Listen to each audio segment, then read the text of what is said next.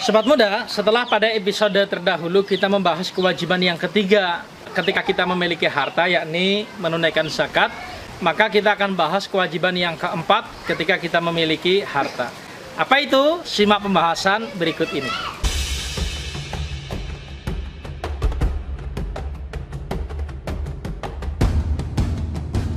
Sobat muda, di antara kewajiban yang harus kita tunaikan ketika kita memiliki harta adalah berkurban.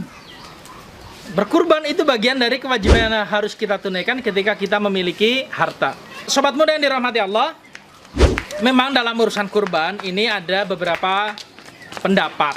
Ada yang berpendapat bahwa ibadah kurban ini hukumnya wajib bagi yang memiliki harta. Ada juga yang berpendapat hukumnya sunnah muakkad bagi yang memiliki harta.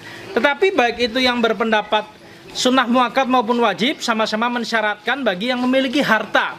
Jadi poinnya adalah ketika kita memiliki harta dan kebetulan kita berada di bulan Dzulhijjah, maka kita tunaikan ya di antara syariat yang telah diperintahkan dalam agama kita, yakni berkurban.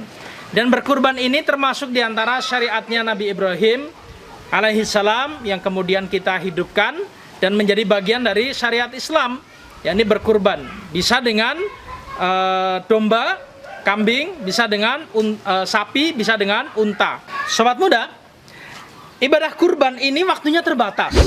Tanggal 10 Dzulhijjah, yakni ketika Idul Adha, kemudian hari tasyrik 11, 12, 13 Dzulhijjah. Jadi di 4 hari ini disebut sebagai hari penyembelihan. Dan karena waktunya terbatas, bagi sebagian kita yang ingin menunaikan syarat kurban ini menabung terlebih dahulu. Dan ini menjadi bagian dari solusi ketika kita ingin melakukan ibadah kurban. Jadi hari-hari biasa kita nabung sesuai dengan kemampuan kita. Nanti ketika jelang Idul Adha, uang tabungan itu kita ambil dan kita belikan untuk ibadah kurban. Sobat muda, di antara hikmah ibadah syarat kurban yang pertama tentu saja adalah meneladani pengorbanan dari Nabiullah Ibrahim alaihissalam dan Nabiullah Ismail alaihissalam. Pengorbanan mereka sedemikian penting, bagian dari ujian yang diberikan Allah Subhanahu wa taala kepada mereka berdua.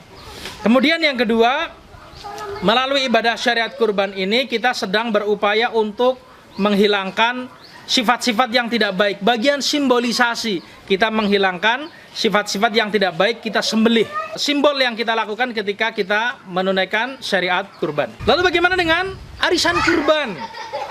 Ada arisan kurban, ada sekelompok orang kemudian setor uang satu sama lain, dan kemudian uang itu dibelikan hewan kurban. Tidak ada masalah, ya, asalkan memang komit arisan ini dilakukan katakanlah misalnya oleh 4 orang, 5 orang, atau 7 orang, semuanya komit untuk memberikan sejumlah uang tertentu sehingga pada tahun yang bersangkutan bisa salah satu dari mereka secara bergilir bisa menunaikan ibadah kurban. Jadi tidak ada masalah dengan model arisan kurban yang seperti ini. Kadang-kadang memang ditentukan nominalnya, ya, ditentukan nominal besaran arisan, katakanlah misalnya setiap tahun mereka arisan 600.000 kali sejumlah orang yang ikut arisan tersebut, kemudian hasilnya diberikan hewan kurban. Atau kadang-kadang dengan melihat harga hewan kurban pada saat itu.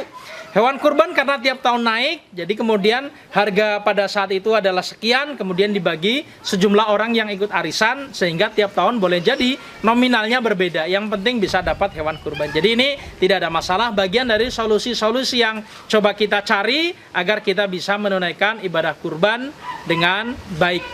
Demikian, moga-moga bermanfaat. Salam.